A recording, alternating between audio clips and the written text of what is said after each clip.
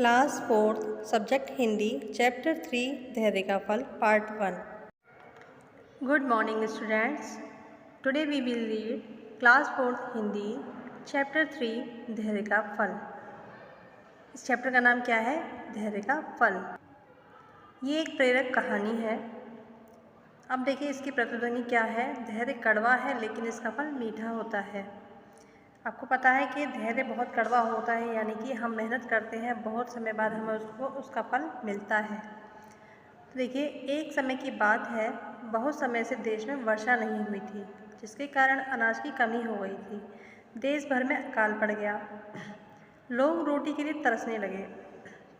एक बार क्या हुआ कि पूरे देश में बारिश नहीं हुई थी, जिसके कारण चारों तरफ अनाज की कमी हो गई और पूरे देश में क्या पड़ गया? अकाल पड़ गया और लोग जो है रोटी के लिए तरसने लगे। जब अनाज नहीं होगा तो चारों तरफ सूखा पड़ जाएगा, लोग भूखे रहने लगेंगे। देश के कई बड़े बड़े साहूकारों ने ऐसे ही समय के लिए अनाज के गोदाम भरे थे। जो देश के बड़े बड़े साहूकार थे, बनिया थे, उन्होंने अपने अपने अनाज के गोदाम ऐसे समय के लिए भर के रखे हुए थे। उन्होंने लाभ कमाने के लिए अनाज महंगे भाव में बेचना शुरू कर दिया। उन्होंने जो है पैसा कमाने के लिए, अच्छा पैसा या चीज़ों को महंगा बेच करके अच्छा पैसा कमाने के लिए उस अनाज को महंगे भाव में बेचना शुरू कर दिया। लेकिन एक साहूकार बहुत दानी तथा धर्मात्मा था। उसने अपने घर के बाहर भंडारा लगा दिया। एक जो साहूकार था वो बहुत दानी था, बहुत धर्मात्मा था। उसने अपने घर भंडारा लगा दिया जिसमें लोग फ्री में खाना खा सकते हैं।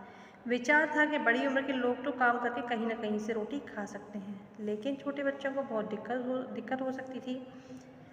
उसका मानना क्या था कि बड़ी उम्र के लोग, जो बड़े बड़े लोग थे, वो तो कहीं ना कहीं से कमा करके रोटी खा सकते हैं, लेकिन छोटे बच्चे कहाँ जाएंगे, कैसे कमाएंगे और कैसे रोटी खाकर अपना पेट भरेंगे।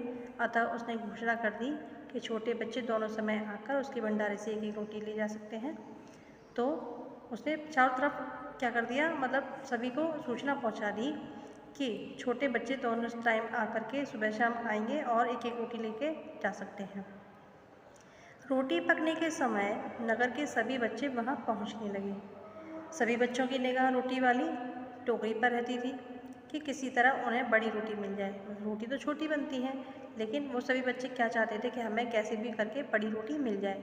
जब कोई बड़ी रोटी टोकरी में डाली जाती थी तो उसे हटाने के लिए सभी बच्चे झपट पड़ते थे। टोकरी में नीचे पड़ी एक छोटी सी रोटी को कोई नहीं उठाता था। मतलब सारे बच्चे झपट पड़ते थे। जैसे आप लोग कोई प्रसाद बंटता है या कहीं पैसे बंटते हैं तो आप लोग झपट पड़ते हैं कि मुझे चाहिए मुझे चाहिए, और सभी लोग ज़्यादा पाना चाहते हैं कि हमें ज़्यादा चीज़ मिले। ऐसे ही सभी बच्चे जो है बड़ी रोटी पाना चाहते थे। लेकिन एक रोटी जो है डलिया से नीचे पड़ी रहती थी, टोकरी से नीचे पड़ी रहती थी, तो उसको कोई भी नहीं उठाता था। जब सभी बच्चे रोटियां लेकर जा चुके होते थे तो टोकरी में नीचे वह छोटी सी रोटी बचती थी। वह नित्य रोटी को एक छोटी सी लड़की के हिस्से में आती थी। वह रोटी जो थी डेली एक छोटी सी लड़की आती थी, उसके हिस्से में वो आती थी रोटी, जो पूरे समय बच्चों की छीना झपटी से दूर एक कोने में बैठी रहती थी। वो बच्चों की लड़ाई झगड़े से दूर रहती थी।